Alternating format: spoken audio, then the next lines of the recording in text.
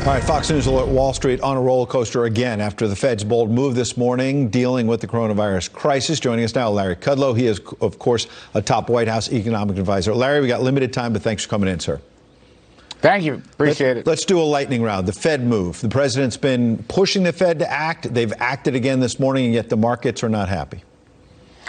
Well, I think the markets aren't happy because the entire package has not been done. I mean, we've got to get this package to pour liquidity and cash and make more credit available. Here's a key point, Ed. Inside this package, there's a special Treasury fund. It's called the Exchange Stabilization Fund.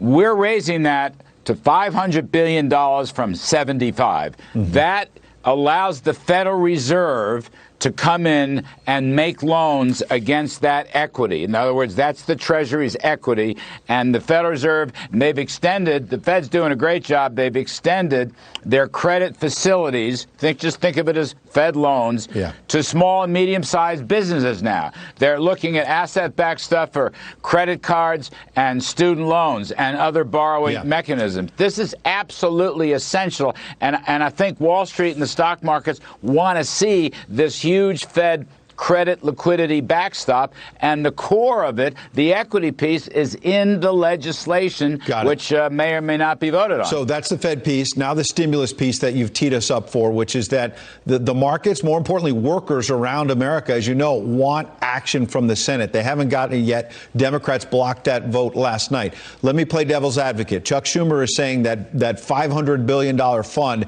that would be at the discretion of the Treasury Secretary, the big sticking point, they say anyway, is that it's a slush fund, they say, for corporations. It won't get to workers, and you don't have strings attached. Your answer, sir. Well, look, I mean, Senator Schumer should be able to come to an agreement on that. That's the ESF fund that I'm talking about. So the nub of the whole issue, to get the Federal Reserve lending and some other things, it's not a slush fund.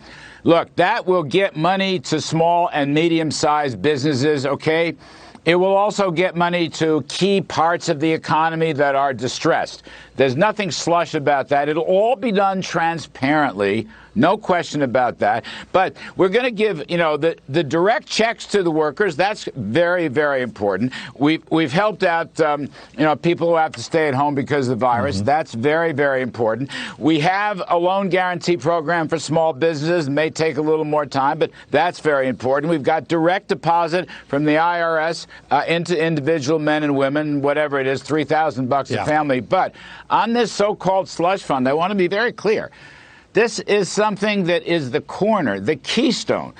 When we get that done, and it will be transparent, the Treasury will run it with the Fed. It will inject liquidity. It's probably, Ed, the fastest way to get liquidity and credit into the economy, into all these sections. I mean, the Fed's opened it up. I'm just going to read it to you. Student loans, automobile loans, credit card loans, small business loans, money market loans, corporate bond. This is what will keep us whole while we hope and pray that the virus flattens out in the weeks ahead. Larry, I've got about 30 seconds, but big picture. The president tweeted about midnight, we can't let the cure be worse than the problem. He seemed to be talking about, in another week or so, making a decision to try to get the economy back open. Governor Cuomo said much the same a minute ago. He said, we got to plan the pivot, open the valve. How do you do that?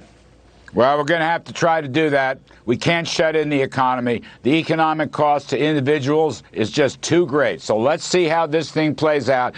More testing is essential, and we're loading up with tests now. That's going to be a big help. But the president is right. The cure can't be worse than the disease, and we're going to have to make some difficult trade-offs. I'm not the spokesman. I don't want to get ahead of the story. I spoke to the president about this very subject late last evening, so we'll be looking at a number of different things. Let's give it another week. And you're optimistic you'll get this deal in the Senate today? Real quick answer. Optimistic? Either today or tomorrow, Ed. I just can't believe that the other side of the aisle won't help us on this. I just can't. It's beyond my head to know that they won't help us get through. Everybody's watching. Larry Kudlow, we appreciate you doing this under tight pressure here. Thank you. We'll see you soon. Pleasure.